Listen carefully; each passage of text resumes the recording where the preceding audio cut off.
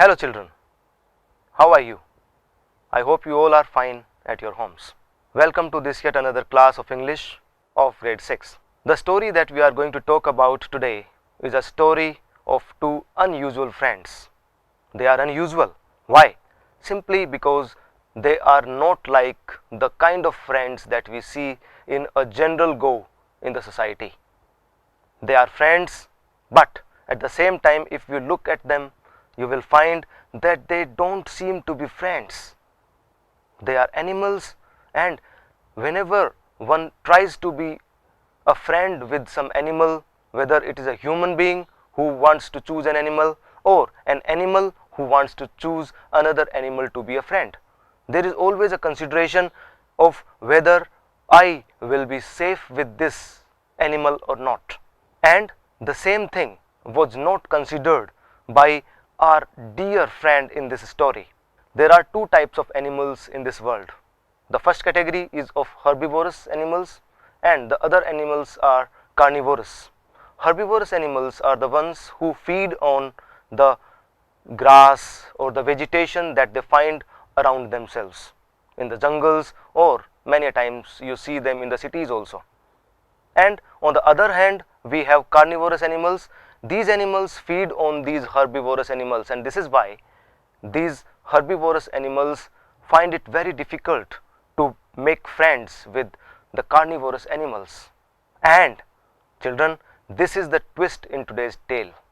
In today's story, we have two animals, out of which one is herbivorous, another one is carnivorous. Today, I am going to narrate a wonderful tale of two such animals about which you know very well.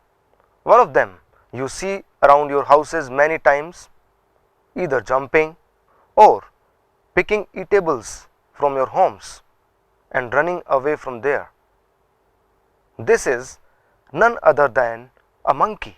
Another animal that is there as a character in this story is a dreadful one, which you can see near the ponds or rivers or places where there is a lot of water. This fierce animal is a crocodile. Yes, when we see a crocodile, we are really frightened of its terrible body and its long teeth. Children, do you know that a crocodile has a very tight hold and can drag anybody in a water body in a flash of time? This is what makes it so frightening. Children, today's story is The Monkey and the Crocodile. This is chapter number 6 in the book A Pact with the Sun, published by NCERT. This story has been taken from the famous book of Panchatantra, which is an ancient Indian collection of interrelated animal fables or stories, basically written in Sanskrit. The stories of Panchatantra are very popular all over the world and they have been translated in many languages. The authorship of Panchatantra is attributed to Vishnu Sharma. These stories were so famous in India that they were even engraved in the temples. In this picture, you can see the engraved monkey and crocodile and mongoose and snake fables from Panchatantra at Virupaksh temple, Pattadakkal, Karnataka.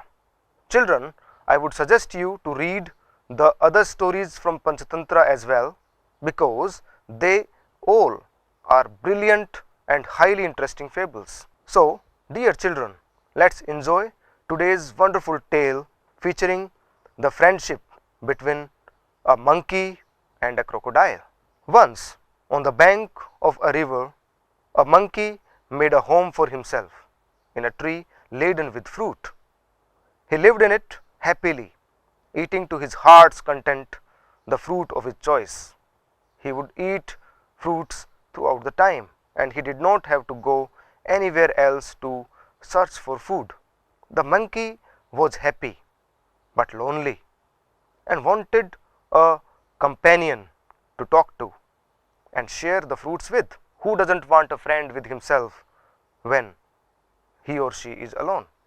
But there was no one around, not even any other monkey, till one day a crocodile appeared on the riverside. "Hello there," said the monkey. "Do you live in this river? Would you like to have some fruit?" "Good morning," replied the crocodile politely. "I did come here in search of food for myself and my wife. Nice of you to offer me fruit." The monkey plucked some fruits from the nearest branch and threw them down. The crocodile found them delicious. "Thanks," he said. "May I have some on my next visit?" "Certainly, as many as you like, and some for your wife too," said the monkey. "Do come again. I am rather lonely here." The crocodile visited the monkey regularly and ate the fruits which his host threw down. He took some home for his wife. The monkey and the crocodile were now the best of friends. They talked and were never tired of talking. They talked about birds and animals, about the villages nearby, and the difficulties villagers faced in raising good crops because of lack of rain. So it simply means that they were becoming very good friends, and they tried to understand the problems which were faced by them and the people living around that area. One day the crocodile stayed with the monkey longer than usual. His wife was annoyed, waiting and waiting, managing the little crocodiles that had just been hatched. She said, "Who is this friend of yours you are so fond of?" "Oh, he is a very nice monkey," he replied. "He said he lives on a fruit tree. He sends fruits for you every day. How can you forget him? You don't expect me to climb trees, do you? This is how I cannot bring such delicious fruits for you." "A nice monkey, I am sure," replied the wife with obvious sarcasm. Here the wife was trying to give a different meaning to the friendship altogether. "If you ask me, this monkey should be my food. I want to eat his heart so much." "What a foolish thing to say," shouted the crocodile. "I can't kill a friend, though I wouldn't mind a monkey occasionally for a change of taste." "You bring him here," ordered the wife. "I want to see him." "So you can eat him." "Never," declared her husband. So he did not accept the demand of his wife. "So you can eat him." "Never," declared the husband. His wife was furious, and she dived in to hide herself at the bottom of the river, leaving the little ones to pester their father. The crocodile was in a serious dilemma because he could not go with anybody here. He did not have the choice of saving his friend because his wife had gone down into water and he did not know where she had gone. She was angry at him, and this is why he will have to accept the demand of his wife. Another factor was that he loved his wife and he was very fond of his friend too, and certainly this is a big dilemma through which he was going. Finally he decided to be on the side of his wife.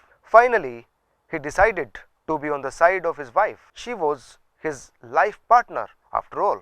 "I know it's a sin to betray a friend, but I have no choice," he thought, and he said to himself, "I will invite the monkey home and hope for the best." So now he accepts the demand of his wife. So now he decides to be on the side of his wife, not on his friend's side, and this is how he comes out of the dilemma. But certainly it is going to take a great toll on him. My wife wants you over for a meal, dear friend, said the crocodile when he visited the monkey next. You must come home with me today. With pleasure, said the monkey. I am no swimmer, but can ride on your back. And after this, they set out. In the middle of the river, where the current was the strongest, the crocodile could no longer hide his intention. Sorry, my friend, he said hesitatingly, but I have to go under water now. I have brought you here to kill you.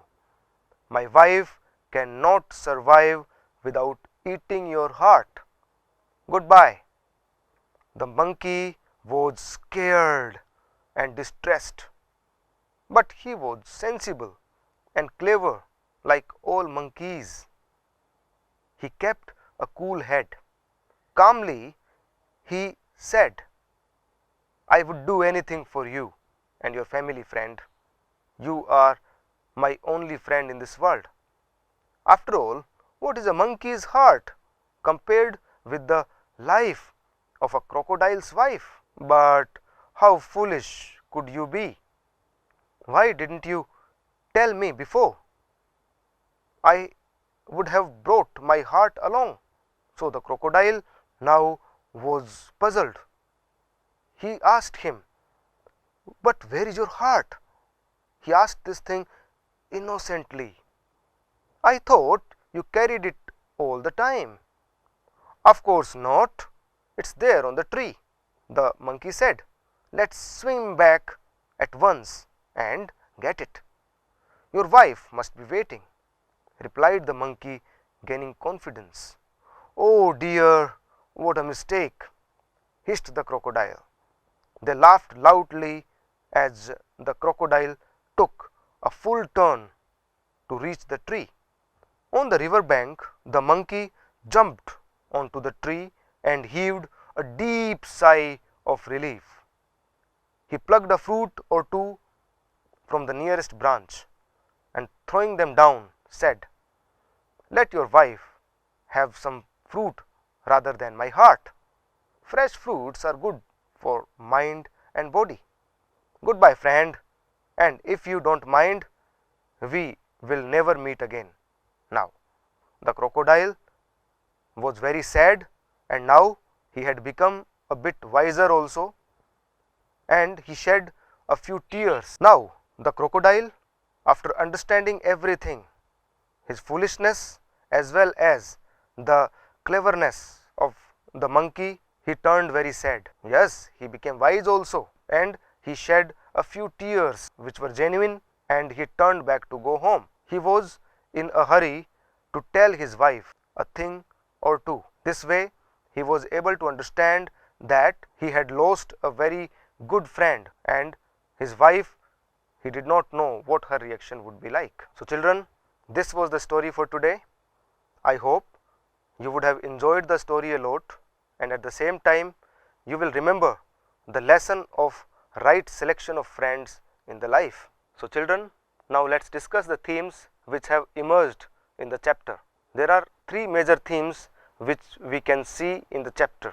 Children, the first theme is trust in friendship. It simply means that trust is the most important element of true friendship. If there is trust deficit, then the relationship cannot hold longer. In the story, the monkey trusted the crocodile and as a result became ready to accompany him at his wife's invitation.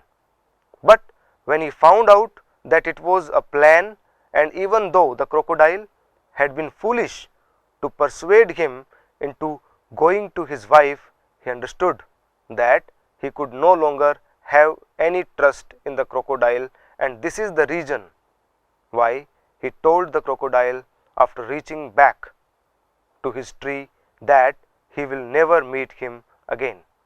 So, children, it teaches us a very important lesson to be followed in life, that we need to be trustworthy as friends, and once we lose the trust, the friendship is gone. The second theme is presence of mind.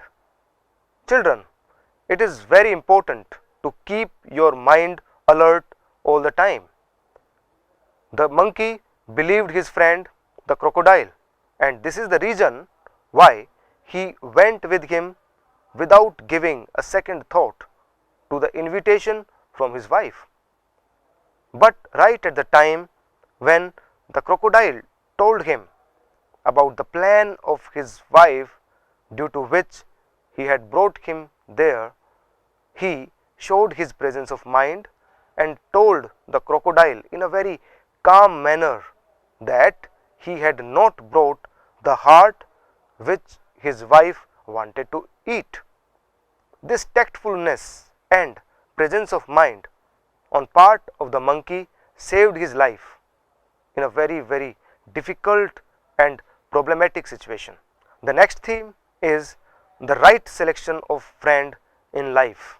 The monkey had made a mistake of selecting a wrong friend for himself, as the crocodile came under pressure and got ready to hand him over to his wife for a feast. The crocodile was a wrong choice, as he compromised his long friendship under pressure from his wife. So children, it is of great value in life to have a good and trustworthy friend. So always try to make good friends who may not compromise you for their own well-being. So children, I hope you would have enjoyed this story a lot, and you would have learnt the lesson of selecting the right friend for yourselves in your lives, because it makes a lot of difference in whatever you do in your lives. Now is the time for us to enhance the vocabulary, the word power that we have. So to do that, we have an activity wherein we will try to match the words with their correct meanings in the next column. So here are a few new words which I have selected from the chapter to discuss with you all today. The words are delicious, hatch, obvious, sarcasm, furious and dilemma. The first word is delicious. This word is used in the chapter where the crocodile finds the fruits given by the monkey delicious. The delicious fruits mean tasty or mouth watering. The crocodile was very happy to get such fruits. The next word is hatch. The place where this word has been used in the chapter is where the crocodile's wife was annoyed, waiting and waiting, managing the little crocodiles that had just been hatched. It means that the little crocodiles had just opened and produced the little ones. The next word is obvious. Children, this word has been used at the place where the wife of the crocodile replied with obvious sarcasm when she talked about the monkey, and the monkey was a nice one to be eaten. So it was clear from her words that for her the monkey was only an animal to be eaten and not to be made friends with. So the meaning of the word is clear or noticeable. The next word is sarcasm. As you saw in the previous example, the word has been used with the word obvious. Here the wife of the crocodile was simply sarcastic or mocking in her tone while talking about the monkey, as she thought that the monkey would be a nice treat to her once he comes to her. So children, the next word is furious. This expression occurs when the crocodile's wife was furious and she dived into hide herself at the bottom of the river. So it means angry. She was angry with her husband, and this is why she behaved in a violent manner. Children, the last word is dilemma. This word means to be in a difficult situation where you are unable to take a decision. The crocodile was in a dilemma or a puzzle when he found that he will have to persuade his friend monkey to come to his wife, and on the other hand he knew that it was wrong. So he was in this kind of dilemma at that time. So after learning this beautiful tale of the monkey and the crocodile, now is the time for the homework. Children, I must say that this was a beautiful tale from Panchatantra. So now is the time for the homework, and children, now I would like to assign you some questions. So children, this is the homework that I wish to assign to you. The first question is, the monkey was happy living in the fruit tree, but his happiness was not complete. What did he miss? You have to find it out. What did the two friends generally talk about? The two friends, who are these two friends? The monkey and the crocodile. What did they talk about generally in their normal conversation? Why was the crocodile's wife annoyed with her husband one day? This is the third question. The fourth question is, why was the crocodile unwilling to invite his friend home? What did the crocodile tell the monkey midstream is the next question. The sixth question is, how did the monkey save himself? And the last question is, what does the last sentence of the story suggest? What would the crocodile tell his wife? So this is the homework that I want you to do at your homes.